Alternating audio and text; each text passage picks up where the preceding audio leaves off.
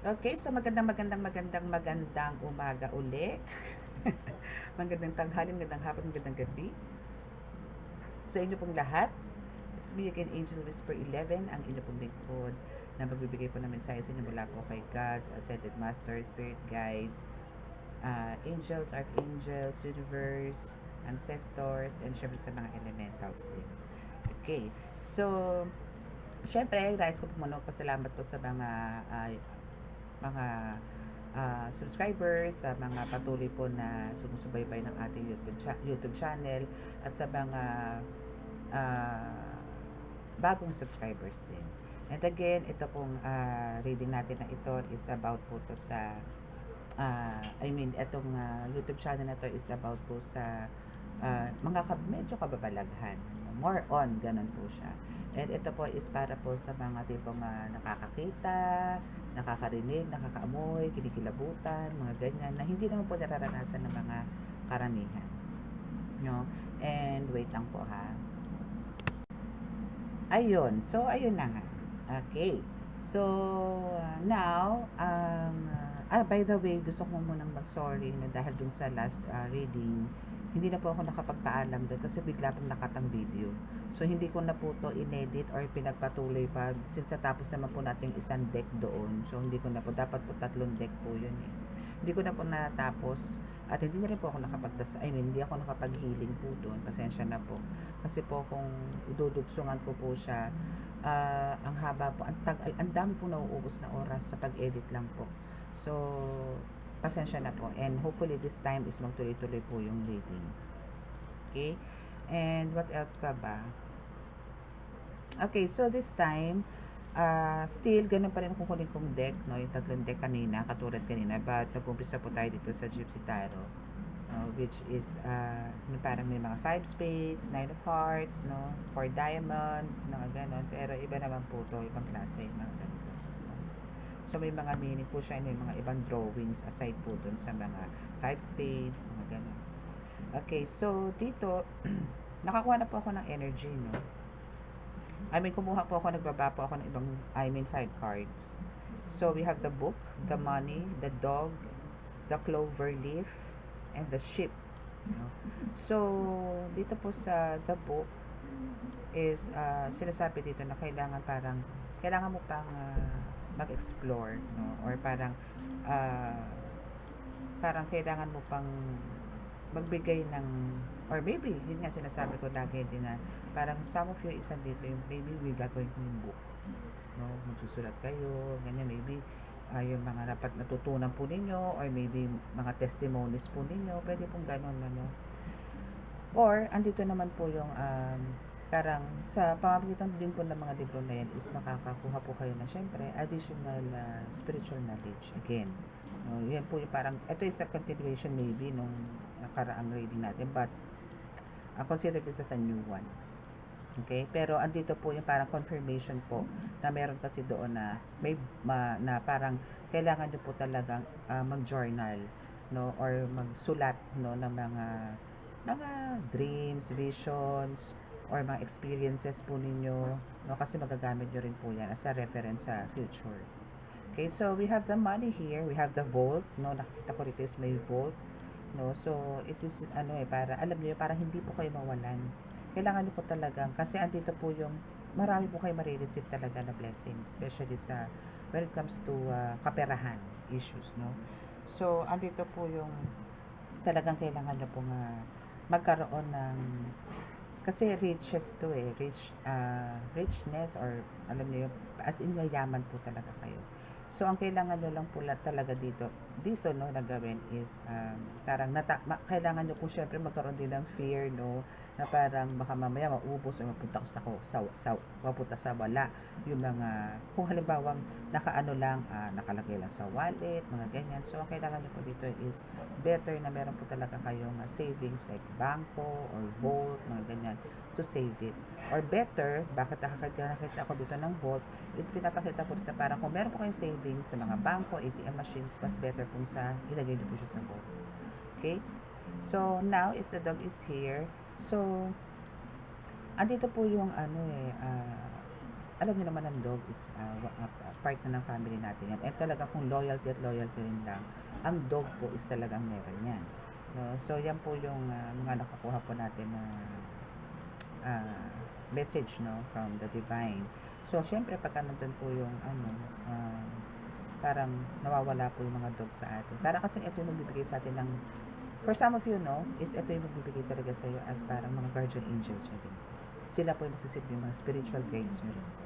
Kung meron po kayong mga dogs, mapa small breed yan, mapala malaking breed po yan, yan po is mga spiritual guides po ninyo. Kung sino po man sa inyo ha, ang meron po ngayon, claim this. Kasi sila po is hindi po basta-basta alaga nyo pong aso. Konektado po sila sa inyo. Okay? So, pagka nawala po yan, or maybe na ano man, wag naman, is andito po yung parang, alam niyo po yung sila yung nagtataboy ng mga enemies ninyo. Sila po yung nagliligaw ng mga enemies ninyo.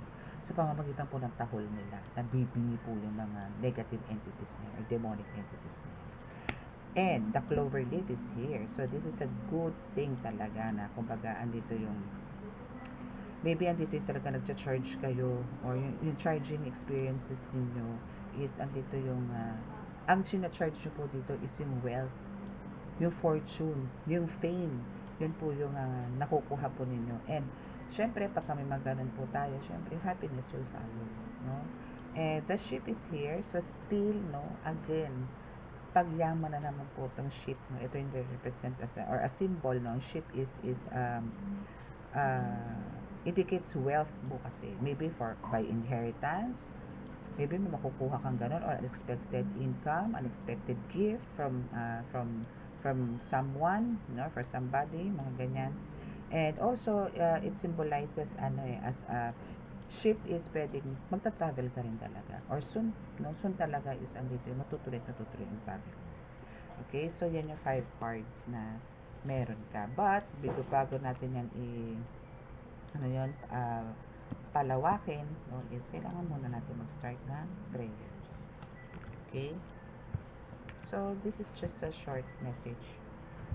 Pero kailangan pa rin po, kahit po short reading lang po siya, kailangan pa rin po natin humingi ng basbas.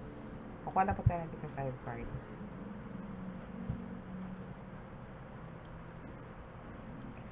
Panginoong Diyos sa masalangit, mahal na Hesus Kristo, mahal na Birhen Maria, mahal na Santo Niño, pakibasbasan po niyo, napakalalakas sa kapangyarihan, banal na dugo, banal na ngal, banal na espiritu, mga cards na ito, para po makapagbigay ako ng mensahe sa aking mga collectives. At ako po nananalangin na kami inyong patuloy na iligtas, anong kapahamakan, disgrasya sa kuna, at anong klase ng karamdaman at tukso, at bigyan po ng kagalingan lahat ng mga karamdaman. Samahan niyo po kami ngayong oras na ito, bigyan po ng napakalakas sa proteksyon, dapat po sa kasalanan. Amen.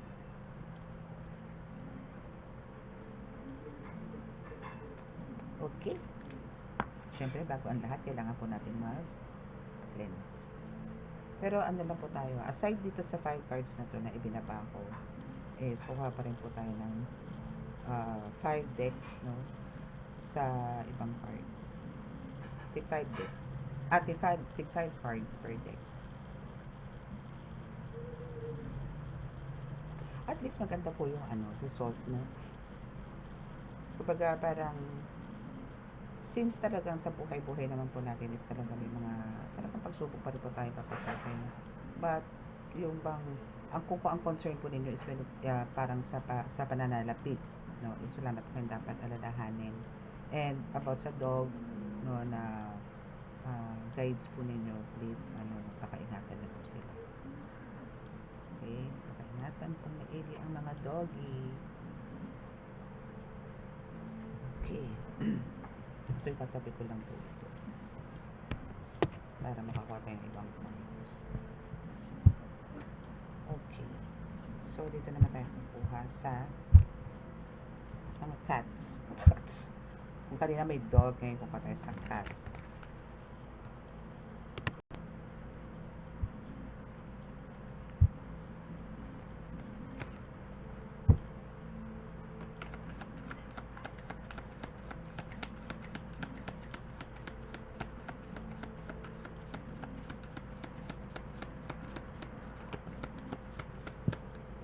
Okay, so first card is King of Pentacles, diba? Talagang this is you actually, no? The King of Pentacles. Again, still, makikita nyo may dog pa rin. Diba? So, kung parang sabi ko nga sa inyo, mapa-small breed yan, or malaki, or maliit, o malaki, maliit, ganyan, ano, is, sila pa rin po ang mag-guide sa inyo. No? Sa throne ninyo, sa inyo mismo, no? Is sila yung mag-guide po sa inyo. And here, no, is talagang, kung pagdating po sa, alam nyo siguro for some of you, no, is parang nagdaan kayo sa tipong, alam nyo yung talagang problemado kayo, especially sa pagkain. Ba't ko nasabi yan? Kasi ang hawak dito ng King of Pentacles is food. Food, na parang lack of money kayo, maybe from the past, no? But now, is andito yung, alam nyo po yun, talaga pong nananalaytay ngayon sa buong katawan ninyo, sa dugo ninyo, ang kaperahan. So, andito ngayon yung, dating hindi nyo mga nabibili, ngayon po is nabibili nyo na po ngayon.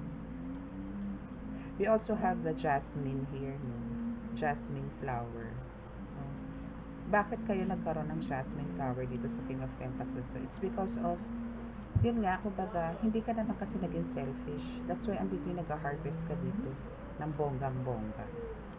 No? And, talagang parang ang priority sa'yo ni God ngayon, or parang ang gusto ni God ngayon sa'yo is ang magkaroon talaga ng stability, security when it comes to your finances. Yan ang gusto niya sa'yo. And dito is sa papaligiran ka talaga dito. I mean, alam mo yung parang kang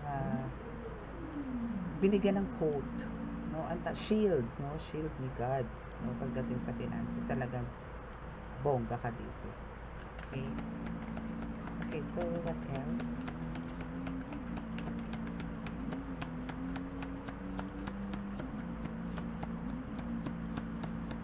Five cards lang po tayo. Short message lang po tayo. Oops. 2 cards sa baba. Yan na. And isang card. Okay, so Ace of Cups.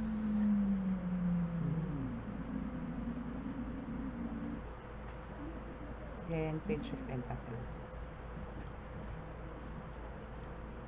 And we have the Two of Wands also.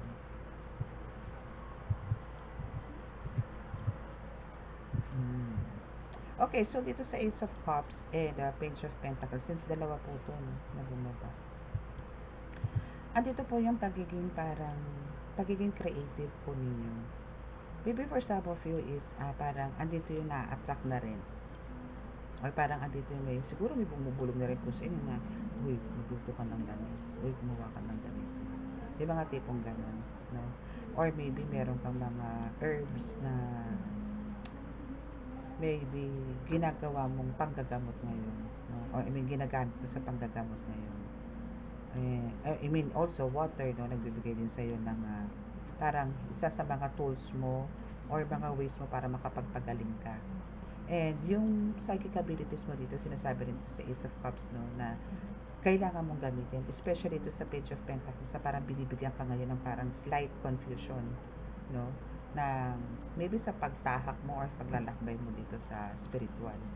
So, ang kailangan mo dito is pairalin yung lakas ng instinct mo or intuition mo, no.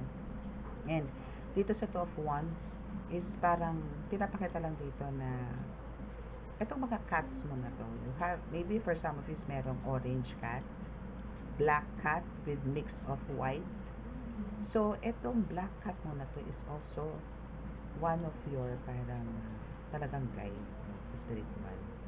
And this one, the orange one, serves as one of your guides when it comes to, parang siya yung nag-guide or parang siya yung nag-a-attract or binibigyan ka, parang sinasalinan ka niya, no, na makapag-attract or parang abundance, no, pumasok sa'yo. And makapag-share ka rin sa iba. And nagagamit mo to or nagagawa mo to talaga, nagagawa mo to magically. Na hindi ka aware, na parang alam mo yun, kasi ang concern mo dito, no, is yung bang magkaroon ka ng kasi ang concern mo dito is hindi lang ikaw ang magkaroon ng ganitong pamumuhay, kundi pang kalahatan. No? That's why andito tong dalawang cats na to, no, para bigyan ka ng support, no, and help para maisakatuparan mo to. And also the stars, no? The stars is also here. And syempre, hindi mawawala dito ang divine, no? Talagang andito yung ano ka talaga, well supported ka ng divine. What else? And we have this Five of Pentacles. Okay. So for someone, wait lang.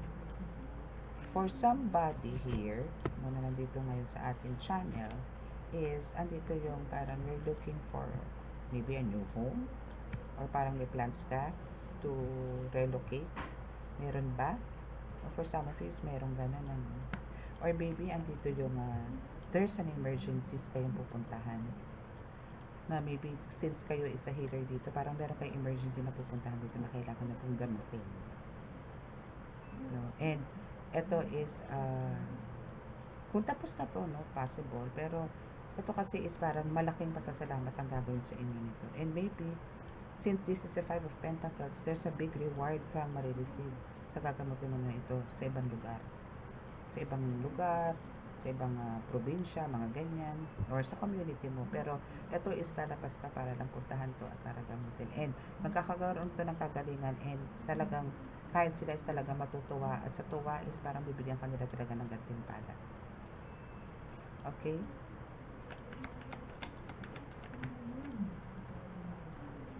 And we also have the Ace of Pentacles and Four of Cups. Okay, so since ikaw is talagang ikaw yung ikaw dito collectively nag-aangat, no? Ikaw yung nag-aangat ng swerte, nag-aangat ng magandang buhay, kagaano ng buhay sa pamilya. Now, yung person mo dito, no, is parang, alam mo yun, siya yung, kung ikaw is super relaxed, now is andito yun, kasi nasa yun na no? So hawak mo na, so andito yung safe ka na But andito si person mo na parang siya naman yung parang, alam mo yung stress when it comes to, baliktad kayo. Kung ikaw parang baliwala lang sa'yo dahil meron ka ng mga savings, then itong person mo is wala. So parang andito na mo kasi lahat empty. Pero dito sa card na to, sa Four of Cups, is nandiyan ka to parang lagyan or punuan yung mga cups na nawawalan. Nasa iyo yung full na isang cup, and yung tatlo is nasa kanya. So maybe may mga pinagdadaanan to, maybe may pinagkakautangan, may kailangan bayaran, may kailangan ipagawa, or meron siya mga plans na gustong gawin pero wala siyang kakayanan. But you're there, no, to help this person of yours para maisakatuparan kung ano man yung mga gusto na nasa iyo ang susi. Okay? Nasa iyo ang susi, nasa iyo ang kasagutan. Okay? Okay, so kuha muna tayo dito ng ibang cards. What else?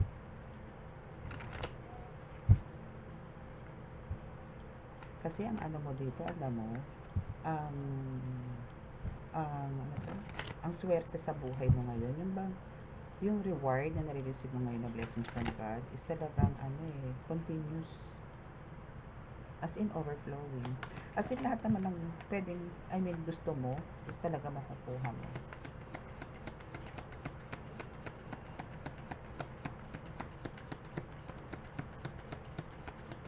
But sa nakikita ko dito, parang kahit na gano'n na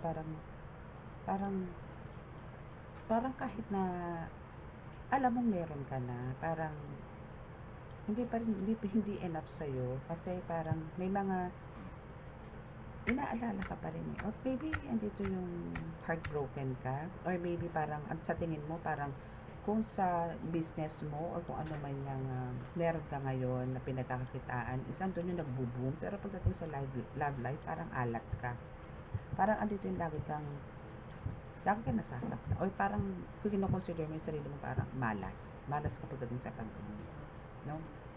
Pero pagdating sa financial is okay ka Maybe for some of you dito is iniwan. No, merong iniwan ka ng person mo, possible na ganun, or iiwan ka ng person mo. Kasi there's a Five of Cups.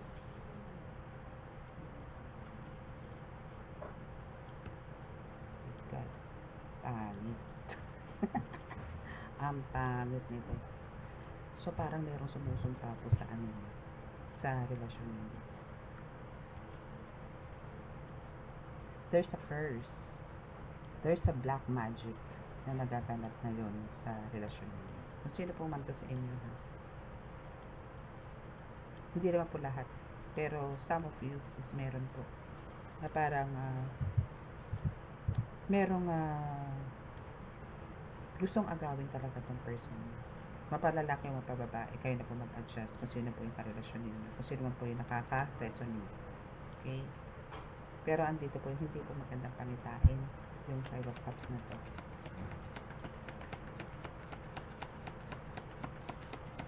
Okay, so what else? Ikaw biglang naging love life mo. What else? We have the King of Cups. So, I'm talking to, dito. Yung collective ko dito is babae. Person mo is lalaki. Na, ito is matipuno. No, itong person mo is matipuno. May posisyon. Matapang. May datung. May authority. Nagigil itong 5 of Cups na to. Na makuha to. But, kasi, meron siyang kakayanan eh. Etong person mo, kung ikaw ay may kakayanan, itong person mo na to is meron din. Na nakukontrol na diyan. Why? It's because of he really loves your family. Especially your children. You as well. Ayaw mo na nasasaktan ka. Ayaw mo na masasaktan ka. Yes. You have the 2 of Cups. Ikaw ang mahal niya. Ikaw ang mahal niya.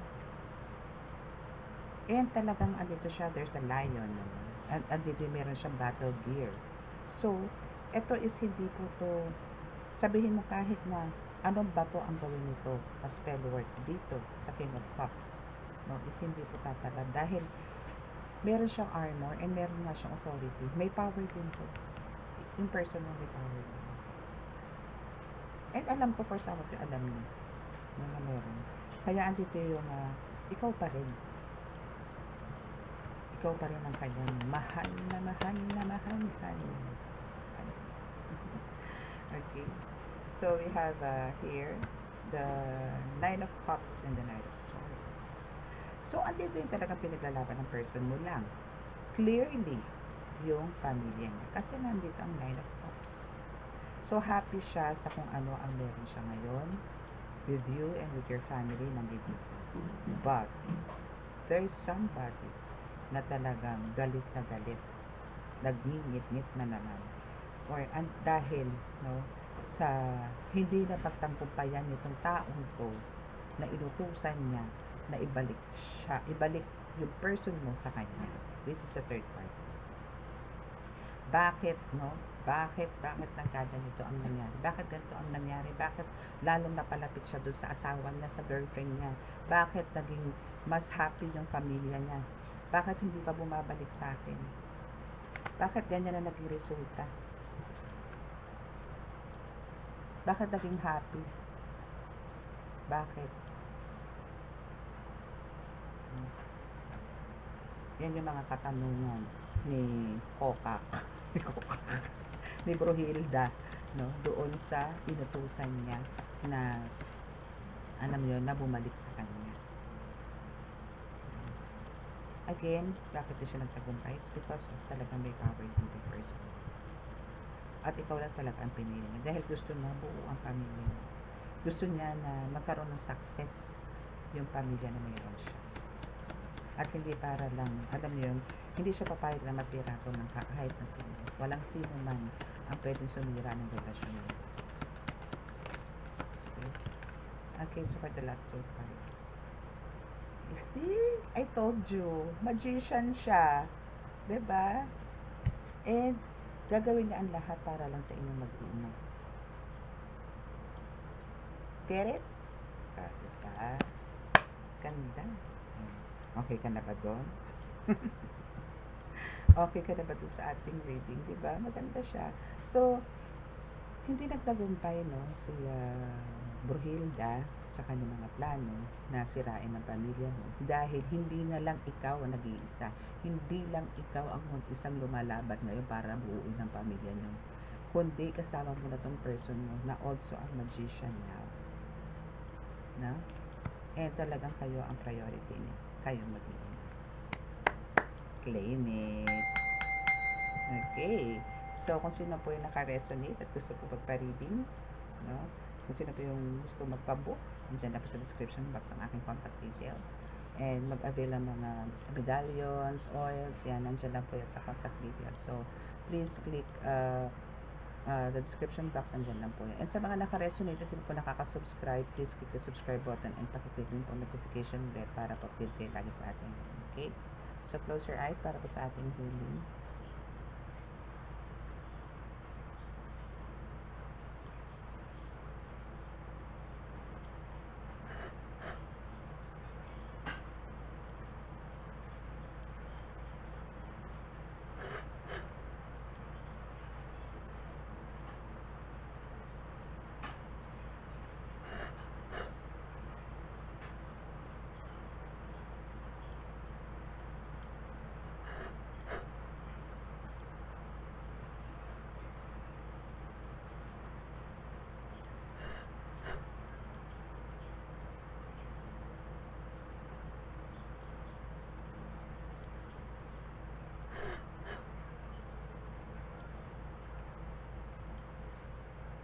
Okay, so maraming salamat po. God bless us all and love, peace and hope.